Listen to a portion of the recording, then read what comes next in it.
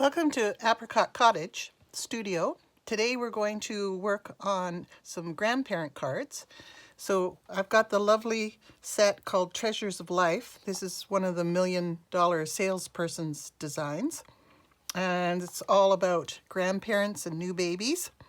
And I thought this would be a nice boon to my collection of cards, so I'm prepared when all my friends are getting new grandbabies or some of my younger friends are getting new babies. So this is called the Treasures of Life. It's got some cute sentiments and 3 lovely little graphics. So I've prepared a couple of cards. This one has got an embossed cover and a cutout. So I took the dies from the Happy Hippo set. In my last video, I created some cards with the little animals that are in the set, but it also has 3 really nice layered pieces with stitching. So I used the octagon piece and cut out a hole out of my card base, and then I put it through an embossing folder with some hearts and added a little white ink over the top to highlight the little hearts, and then put the little picture that I watercolored inside and added an extra piece just to make it a little sturdier because the card is cut at the bottom. And then I used the same cutout with the octagon and the little person, the lady with the baby. But I made this one, congratulations for a mom. So happy to hear of your exciting news. Congratulations. And the love only grows inside. So what I used for this one was the retired tin of lace cards and a little bit of the lace ribbon I had in my stash. I want to use some of those up. They're so pretty. So that's a little congratulations card. And then I used the bigger octagon and I colored the one of the grandpa tying his little granddaughter or grandson's tag, and I made a 4x6 card to go in my grandson's scrapbook. And I like the saying here, the joy of grandchildren is measured by the heart. So that will go in his scrapbook. And the card we're going to make today is this card. It's fairly easy to do. It's quite nice. This one I stamped the figurine and put it on a square piece of paper. And I used the new Whimsy dies.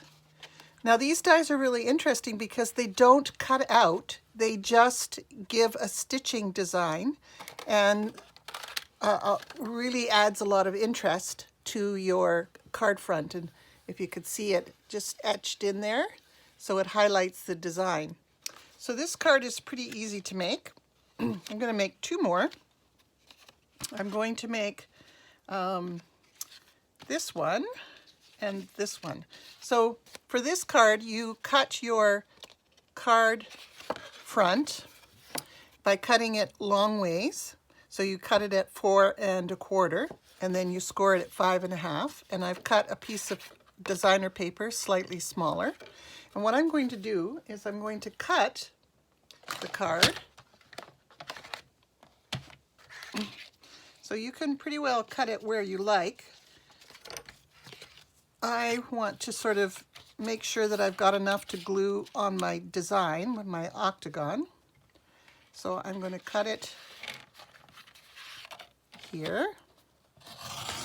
Make sure it's nice and straight.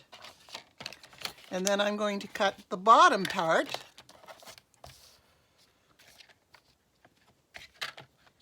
like this.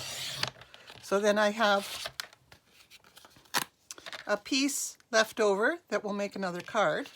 And I've got these 2 pieces. So all you do to make this card is you lay the top part and the bottom facing the right way, because I want to leave a little border. And then I'm going to lay my piece in the middle so that it connects both of the pieces. So I'm going to add a little bit of glue on the top here. Oh, the glue's not coming out today.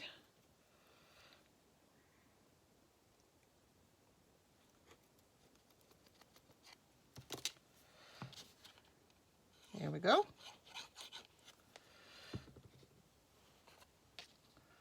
So lay that on the top. Lay my bottom piece. Press it down. Make sure that I'm laying my bottom piece so that it evens at the bottom. And put a little bit of glue.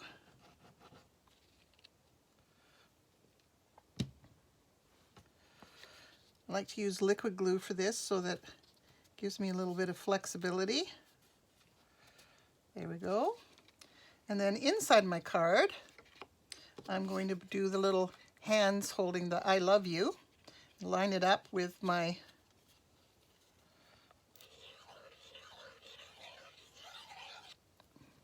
piece that I've cut at the front so that it's hidden by the card. And then I have the saying, the joy of grandchildren is measured by the heart, just down at the bottom. And this will make a nice little card for my grandson to give his other grandpa.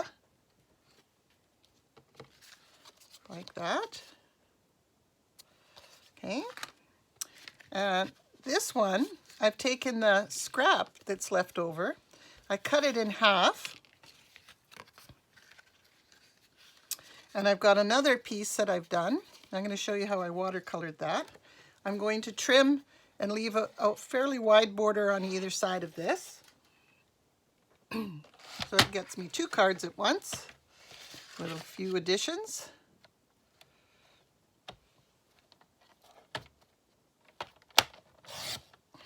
So there's my bottom piece.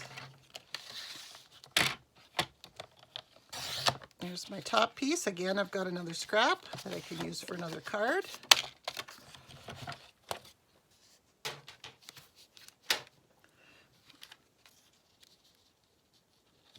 And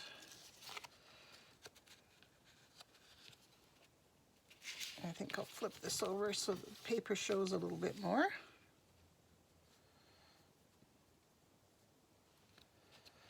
Like that. Like that. So you can pretty well do any large shape to connect the pieces. You could use a heart, square, diamond. It makes the card quite interesting. And I'll put a little higher. And then put a little bit of glue on here.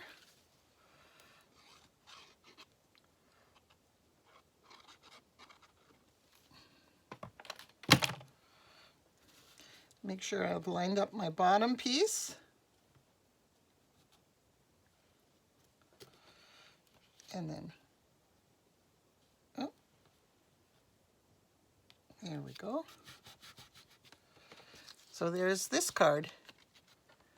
And then I'll put something in the middle.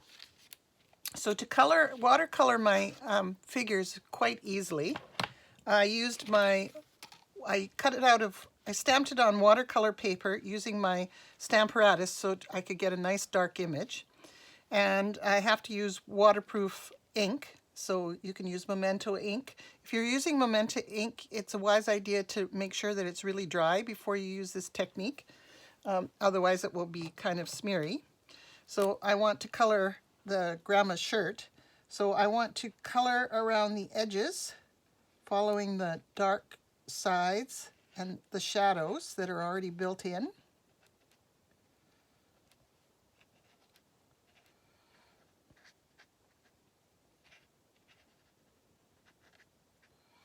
There we go.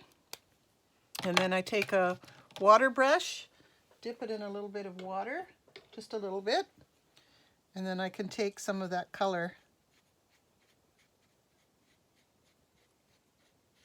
Oh, I've got some green on my brush.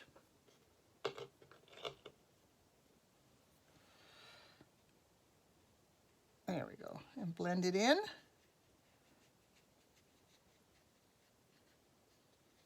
for a nice soft effect.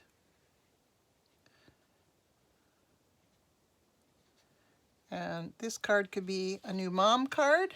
So instead of making gray hair like this one, I'm going to maybe do brown hair. So again, going over the edges. Adding more color to where the shades are.